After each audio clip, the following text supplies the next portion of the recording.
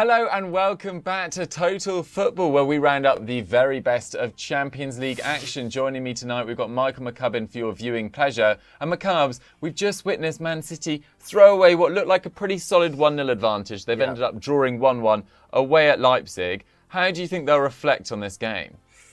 Yeah, it feels like a bit of a missed opportunity, doesn't it, given how dominant they were in the first half. I think they had around 74% possession in that first half. Were utterly dominant, but even then, they weren't creating a ton of clear-cut opportunities, were there? The Mahrez goal was brilliantly taken, of course, that sweeping finish, and Gundogan really clever, I thought, to kind of dummy it, but also backheel it through the legs of Gvardiol, who was, I think, at fault for that. But also, I mean, it came from that Schlager mistake, didn't it? That stray pass that Jack Grealish picked up should have gone to Lima. Really simple ball. And that was City's only really clear-cut opportunity of that first half. They were so kind of meandering at points. And I guess, you have to credit Leipzig for keeping their shape throughout that first half. It was only that one mistake from Schlager that let them in. But, yeah, it just wasn't, it wasn't the cutting-edge City that we're used to seeing in the past. I know we've spoken a lot about City's kind of inconsistencies and troubles in the final third in recent weeks, and it seemed to follow that trend, didn't it? Erling Haaland didn't get his first touch of the game in the box, he didn't get his first touch in the box until 67 minutes, fluffed that chance, wasn't the easiest, but still, missed that opportunity, and that was his only effort of the entire match. I think he only had 6 touches at all in the first half. It felt like a familiar kind of struggle for them. You had Jack Grealish doing tons of defensive work. You had Mahrez kind of being the main kind of source of inspiration. But aside from that, there wasn't an awful lot to shout about, I don't think. And in the second half, we were quite lucky that Leipzig, kind of turned it on a little bit and actually put that back line under pressure, because they looked pretty comfortable defensively, at least in the first half. And I wouldn't have been surprised if many people at home had switched off at half-time, to be honest, because it just didn't look like it was going anywhere. Credit to Leipzig and to Marco Rose for making those changes, bringing on Henrichs at half-time, I thought changed the game in many ways. Because otherwise, I think it might have just ended up being 1-0 to City. But we have a game on our hands back at the Etihad. I still expect City to win. I thought that second half was really interesting. And I'm surprised more than anything that Pep decided not to make any changes whatsoever. Because, it clearly wasn't working in multiple areas for me. Yeah, absolutely, especially with the games coming thick and fast as well. They've got Bournemouth this weekend, and they've got an FA Cup tie next Tuesday. And Arsenal fans will be absolutely delighted having watched this game, I think, if they did choose to tune in on this game, because City again just looked far from their fluent best. They've got less time to recover before the Premier League resumes this weekend. And there are just massive issues, I think, at City. I don't think you could watch them this season and be 100% convinced that they're going to win a trophy this year. It just doesn't seem like a guarantee. I think they've got considerably worse in every area of the pitch. I think they concede more high-quality chances. I don't think Edison is having a good campaign. And they still are struggling to get Haaland into the game without the presence of Kevin De Bruyne on the pitch. And it felt like both sides, particularly in the first half, were really missing their creative spark, their best players. And for Leipzig, that's Christopher Nkunku as well, who scored 6 more goals than anyone else in a Leipzig shirt. I think next best is Timo Werner, who had a really quiet night, which he'll be disappointed about against English opposition, having made a bit of a meme of himself at times during his time at Chelsea, perhaps unfairly at times. But it maybe felt like Marco Rose was a little bit too negative in that first half. Perhaps he had that thrashing he got in the last 16 with Gladbach on his mind against Man City a few years ago. But in that second half, much more fluent, dominating the ball, Szoboszlai getting into good areas, and they were worthy of a 1-1 draw, I thought. As you said, Henrichs missed a good chance with a header, then fired wide in an excellent position as well. So that was a little bit troubling from that perspective. McCubbs, let's talk about some of the key players in this game.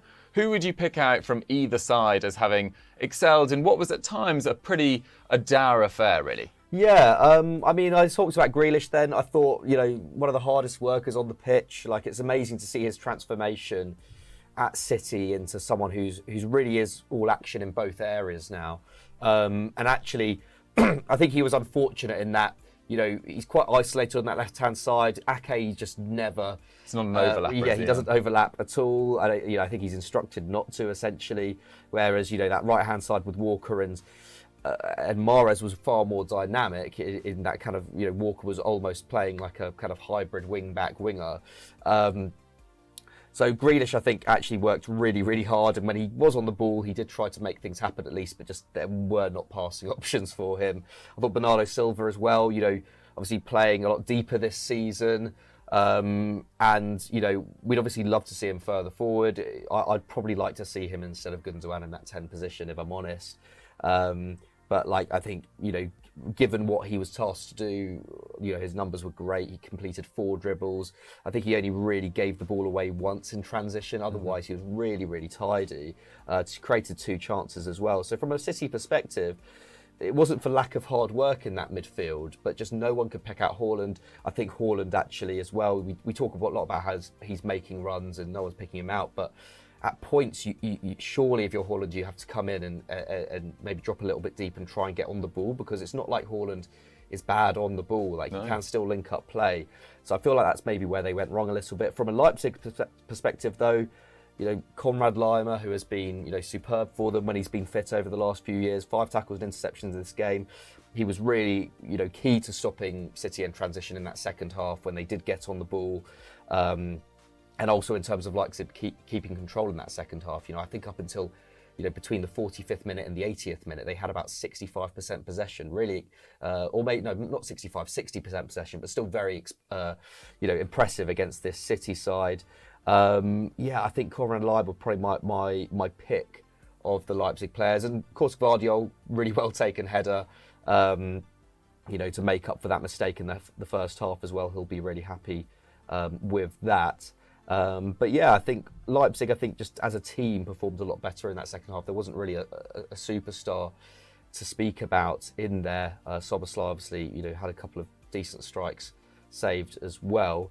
But Dukes, who do you think kind of let you down in this game? Who do you think had a poor showing? I think all City players were pretty much under their normal levels by a couple of percentage, maybe except for Bernardo Silva, as you point out. But I think it's difficult to not talk about Haaland, but that's not really having a go at him. I think he was just growing frustrated in the game. We've seen this in recent Premier League games as well. They aren't just finding him when he's making these runs, and you can see the frustration beginning to build. He only completed 11 passes in this game. Only Lucas Klosterman with 10 completed more, and he was hauled off at half-time for that Henrichs change that did then go and change the game as well. And Schlager made an error for that City goal, of course, and then Timo Werner, 0 dribbles, 1 key pass, 2 shots. Really disappointing display from him in total. But it just feels like City, they're lacking dynamism in attack. I think they're lacking runners in behind. The decision to get rid of Sterling and Jesus in the summer in one move, both their more agile, dynamic runners in behind, off the ball, feels like a bit of an error now. It's easy to say in hindsight, of course, and maybe Pep has just looked at this as a transitional season. How many trophies can he accumulate this year and then move into another big summer of business? Because it feels like that midfield needs work. I think they need to establish who their starting backline is as well. And of course, that left-back issue just gets bigger and bigger, because without De Bruyne on the pitch, it felt like without João Cancelo, who's of course now at Bayern Munich, they really lack creativity, particularly those players that can pass the ball in behind and find those occasional runs. So there are a few issues at City. On the subject of that though, Dukes, Phil Foden was on the bench tonight. Julian Alvarez was on the bench tonight. Even someone like Rico Lewis, who's been incredibly expansive when he's played at right back for City. Were you surprised that Pep decided not to bring anyone on? Because I think he's the first manager since Jose Mourinho at Man United back in 2018 not to do so in a Champions League match. Yeah, the pundits afterwards were likening him into Phil Brown, doing a dressing down on the pitch afterwards. I don't think he was best pleased, and it almost felt like he was punishing his players, being like, you stay out there and sort this out, and I'm not going to save you from it. But at the same time, I think that's quite detrimental. If Man City had a 1-goal lead going into the Etihad, there'd probably be less pressure on that, at least in the final 30 minutes of that game. Now it feels like they've got a massive 90 minutes ahead against a side who, in transition, can cause you some issues. We didn't see the best of Leipzig tonight, but they've managed to get a 1-1 draw against a side that the pundits beforehand, 2 out of the 3 gave them a 75% chance of winning this whole competition. But we've said it for years, City consistently get to this stage of the competition, and they are prone to conceding gluts of goals in short periods of time. Didn't happen tonight, but I just wouldn't be surprised if Leipzig, with a fully fit Nkunku, hopefully by that stage, will make a major dent. Because McCubs, as we've talked about in Continental Club, they've been really, really promising under Marco Rosa. Yeah, they've been fantastic. I think they've lost, just that one game against Union Berlin since September in all competitions. So in many respects, it's not overly surprising that they were able to get a result against City today. They've been defensively a lot more resilient. Christopher Nkunku has, of course, been superb. I think he's still the top scorer in the Bundesliga, isn't he? Forgive me if I'm wrong on that, but I think he is.